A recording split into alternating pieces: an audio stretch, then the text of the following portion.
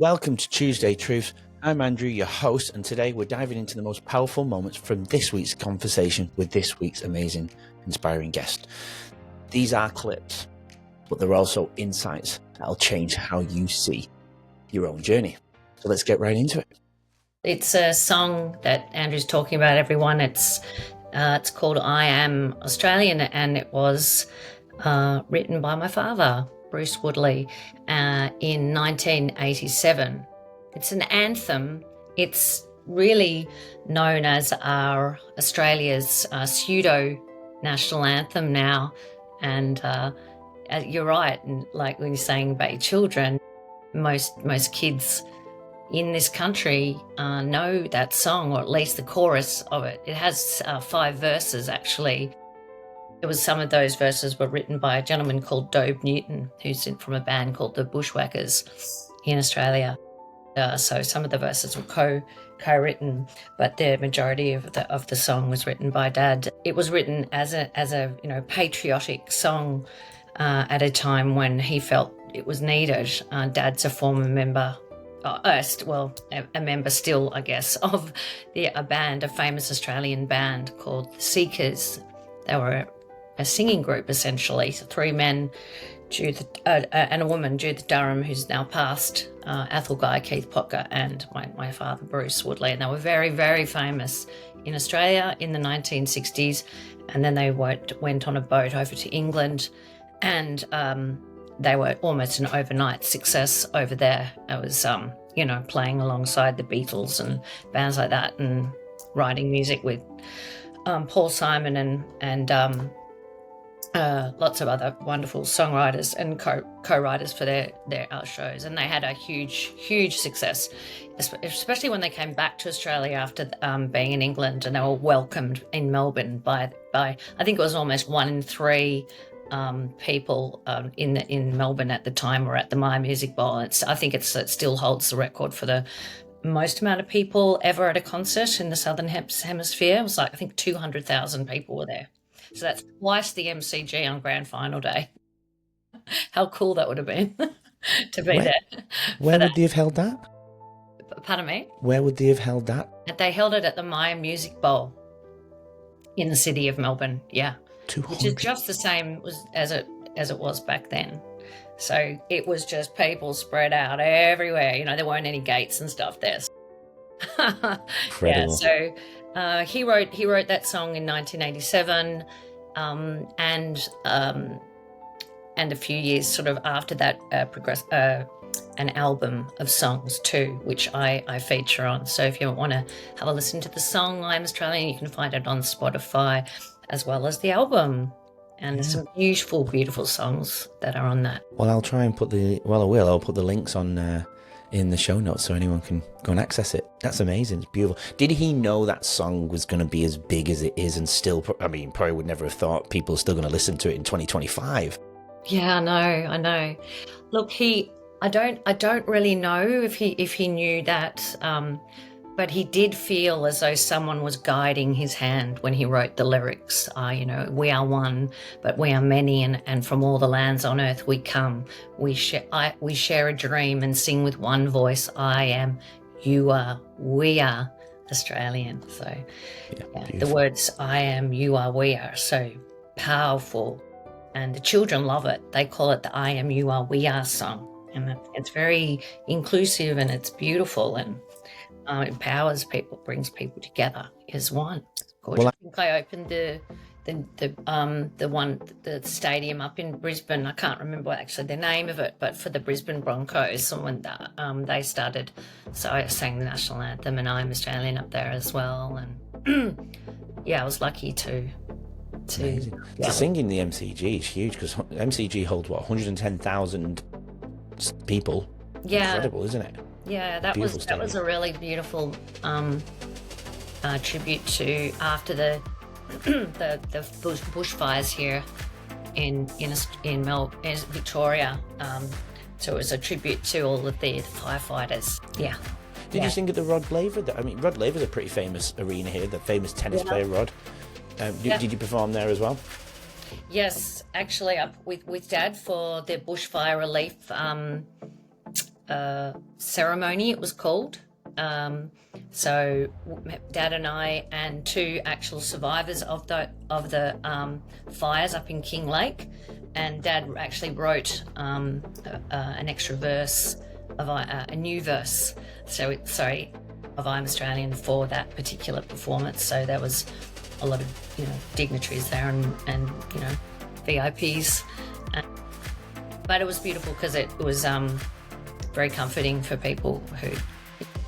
It was a very traumatic time for Victorians, so it really heals people's hearts. That song, really, they all got up and sang. Oh, beautiful! That would have been amazing to see, and it must have been so special to be a part of as well. Yeah, it was. It was beautiful. I was a bit nervous, but of course, nerves are always a bit good when you go on stage. I just tend to sing better. I'd probably poo myself if actually, I was 10,000. I had sung in that on that stage as well when I was in a band, an ABBA cover band called Baba. I was in that band for a while too. That was I think after, I don't know, but after that. But so, yeah. So speaking of professional singing, you mentioned it a few minutes ago that you started at such a young age. How old were you? Yeah. Well, my father was writing jingles for commercials and for television and radio when I was young, and he'd often use a group of kids or a little choir or something to sing the ad. We used to call them ads back then, jingles. But he recognised that I had a voice when I was maybe 13 or something like that. So he gave me a tape recorder. So we didn't have, iPods and phones and stuff like that, obviously. But I had a tape deck, little tape thing, headphones, and he'd give me all my favourite singers. And I would basically just sing all day, every day, and taught myself. I just basically copied them. So I'd be like, I'd go, oh, okay. So Michael Jackson is going, beat it, just beat it, beat it. And I'd press stop, and then I'd, go, okay, I got to do it just like that. And I'd go back and back and back and back and practice until I got it right. Amazing. That's how I taught myself to sing. And yeah, and then by the time I was, 18, I was recording his demos that he would send off to America and things like that to try and get, on artists to pick up or record companies and things like that. And I had my own albums and things too. I was working for lots of different songwriters and as a demo session vocalist, and then got into the band scene and the jazz scene and working all over the place. So what period, so was that your form of income for a certain amount of time? Yeah, it was like, I was singing every weekend pretty much throughout my 20s. Amazing. Yeah, I loved it. And during the week I was working, doing looking after elderly people in their homes. So from a very early age, I was working with people as a carer, and on the weekends I was working with people, giving them, through free support. Yeah. Where for you then was that pivotal change? Because I know you said to therapy, and you went into with the alcohol. Did you go into a therapy sessions for the alcohol, like a Drug Anonymous course or anything like that? Yeah, I ended up deciding not to. I sort of had I hit a really big rock bottom. I hit a few of them along the way. Yeah. Which is okay. It took me a while to decide to stop drinking. But I decided myself one day that, I needed to I was ready to stop, and I basically just said, God, help me. This is too much for me, this one. Just, I need some guidance here. Yeah. And the next day I decided that I wouldn't drink, and I was sober for just over 5 years. But I felt like it actually became a little too long for me because I was involved in Alcoholics Anonymous, which I don't feel is all bad or anything, but for me it made me quite fearful that I had a progressive disease that was never going to be cured, and I was progressively getting more and more unwell, and and that didn't sit right with me as my spirituality started to evolve. And the word I am is sacred, and I didn't want to label myself as that.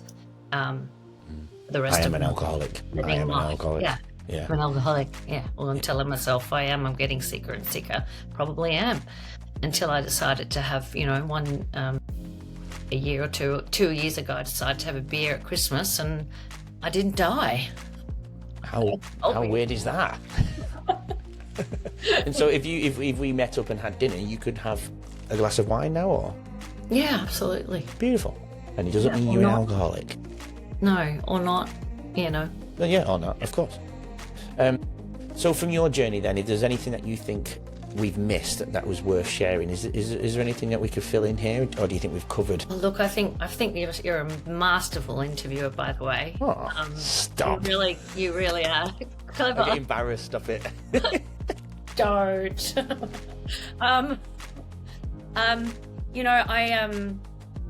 No, I don't think we've missed too much at all. I think we've gone through a lot that will be beneficial for people. I think we've talked about so many different topics, actually.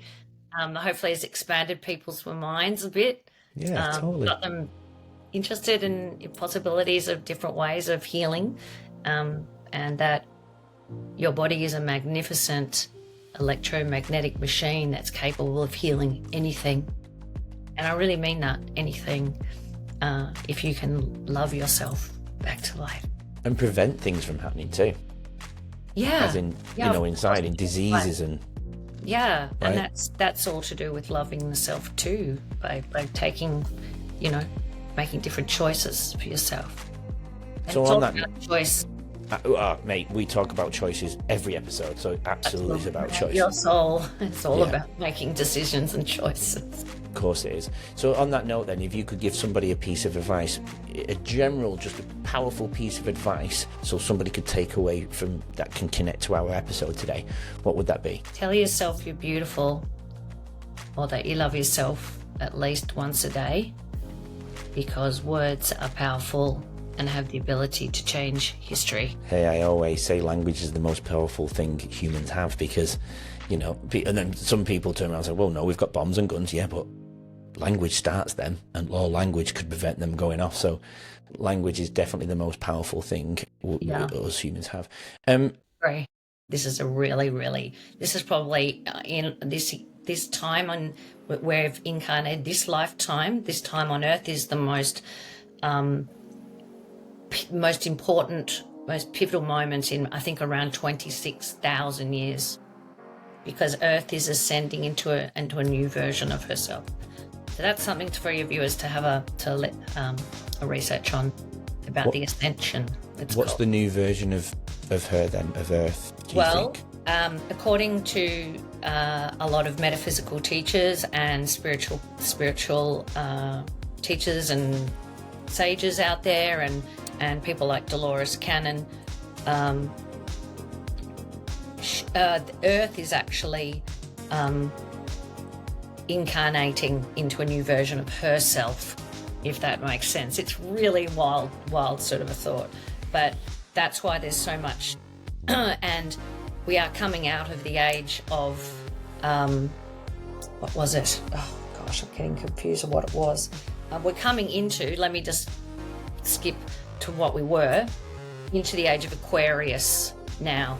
That's already begun, which is basically coming out of service to self, which is where we've been on our planet for far too long, and most people would possibly agree. As a collective, we're talking about in countries, governments, all of this, into service to others. It's a completely different change of energy, and it's happening slowly but surely, but there's a lot of chaos on the planet at the moment, and that's because before a major change like this, there is, like before, shall we say, a new birth, there's pain and a lot of movement, and you can see that in what's going on across the planet at the moment. Yeah, you can, absolutely.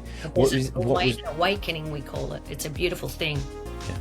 What was that shift 26,000 years ago? Oh, please don't quote me on that. I don't Okay. know, but I know that was another major shift in consciousness in humanity. Be fascinating to be alive, wouldn't it? 26,000 years ago. Oh my Lord. Even 100,000 years ago. I spoke about the culture, I spoke about humans today of 100,000 years ago to the children. We were talking about the emotions and the survival emotions, and how anger and fear saved us all those years ago. And now we're trying to, put anger into a dangerous area, and we shouldn't be angry. Well, it's okay to be angry. It's just we shouldn't respond in a negative way to anger, and that's the dangerous part. Yeah. We went deep today in some relationship emotional lessons. So it was good. What you just witnessed is only a snippet of our amazing conversation this week. This is what Leading Our Own Way is all about. Real stories, real transformation. If you're watching this before Wednesday, part 1 dropped yesterday and part 2 releases tomorrow. But if you're already here after Wednesday, all parts are available now. Head to YouTube, Spotify, Apple Podcasts and every other major platform and look for the numbers on the bottom left-hand corner of the episode's covers to start with part 1. Trust me, you don't want to miss this incredible journey.